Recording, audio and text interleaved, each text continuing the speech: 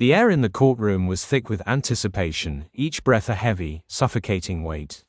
I sat there, a statue of forced calm, my hands clasped tightly in my lap, knuckles white against the courtroom's drab brown.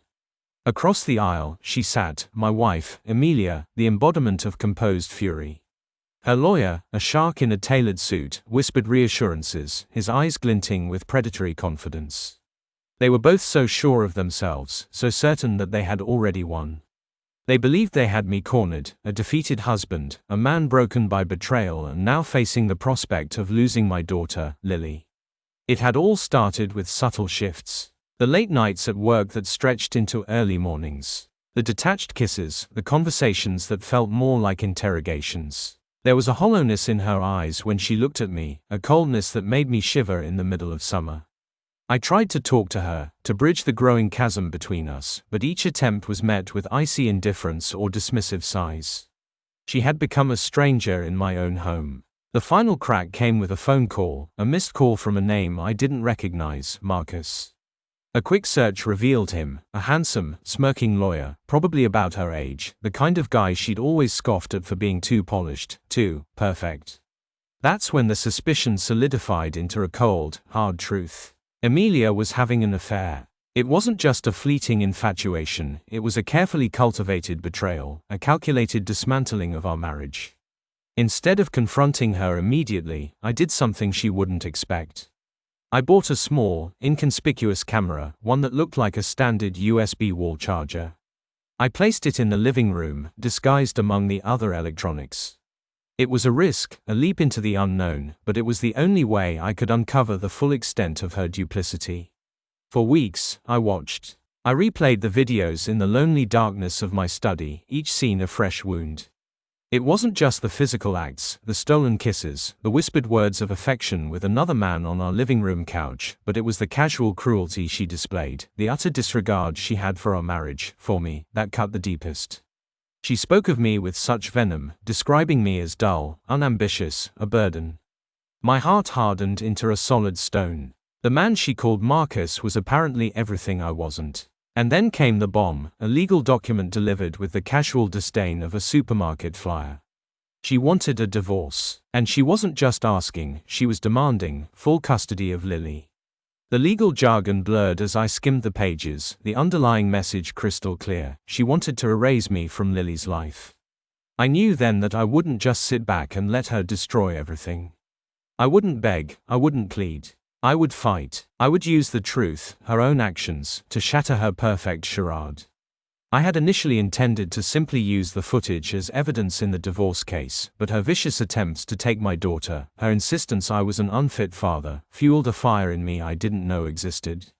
This wouldn't be just a courtroom battle. It was a reckoning. The judge entered, his presence adding to the charged atmosphere. The proceedings began with the usual formalities, but I could feel the tension mounting as her lawyer, Mr. Sterling, confidently laid out Emilia's case.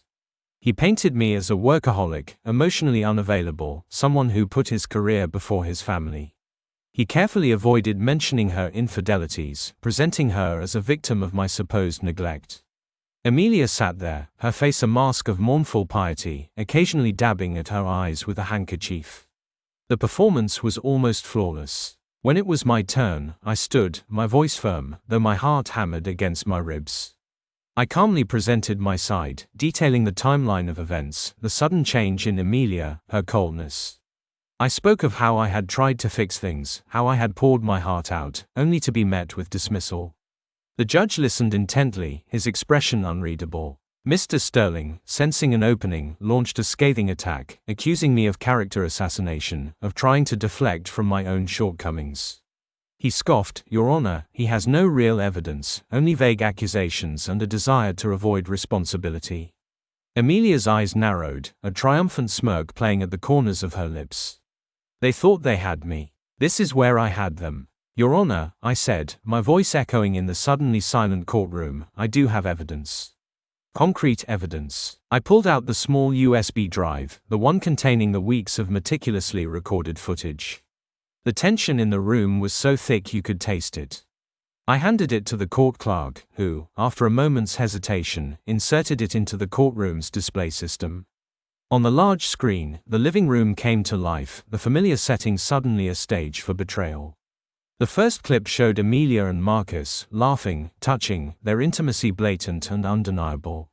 The courtroom filled with a hushed silence, the kind that descends when a long-held secret is finally revealed.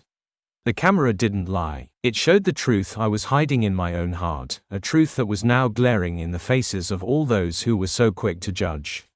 Clip after clip, the story unfolded. Amelia, the wronged wife, was now revealed as the architect of her own destruction. There she was, whispering sweet nothings to Marcus, her hand resting possessively on his arm. There she was, the woman who had tried to take my daughter away, speaking about me with such spite and disregard. Each clip was a fresh stab, a vindication of my hurt, my pain, the terrible betrayal I had endured. A low gasp escaped someone in the gallery. Amelia's face, previously so composed, crumbled. The color drained from her cheeks, replaced by a sickly pallor. Mr. Sterling stared at the screen, his jaw slack, his carefully constructed arguments reduced to ash. The room was heavy with the weight of what we were all watching. The woman who had tried to destroy me was now collapsing under the weight of her own lies. The next clip showed the conversation she had with Marcus about the divorce, how they had discussed their plan to secure full custody of Lily. The casual cruelty with which she talked about me was shocking, even to me.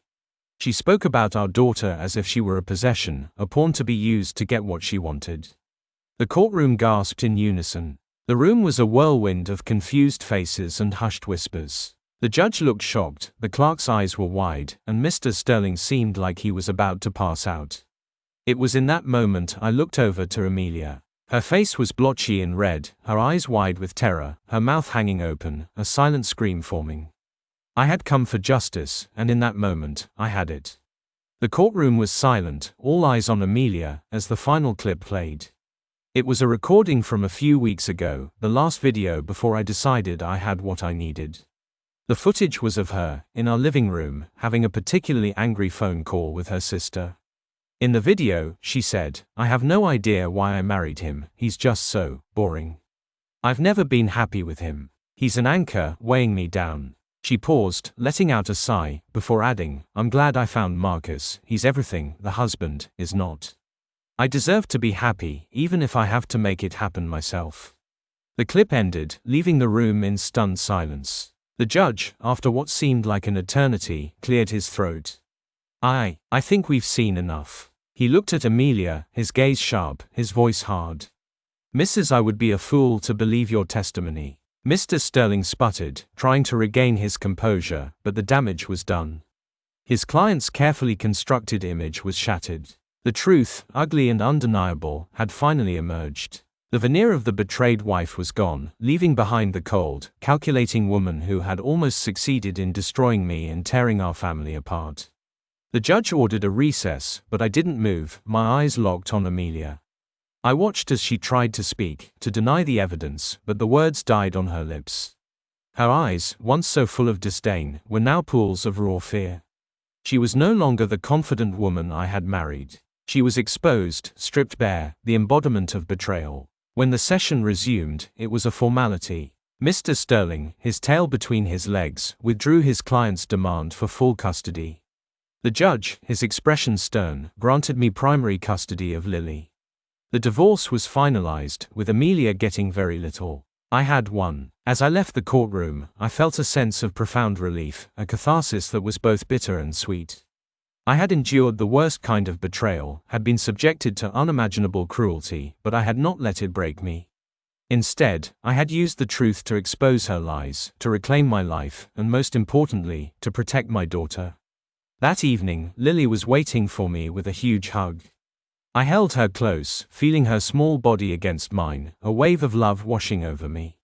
I knew that the road ahead would be long and difficult, that the scars of betrayal would never fully fade, but I also knew that I had done what was right.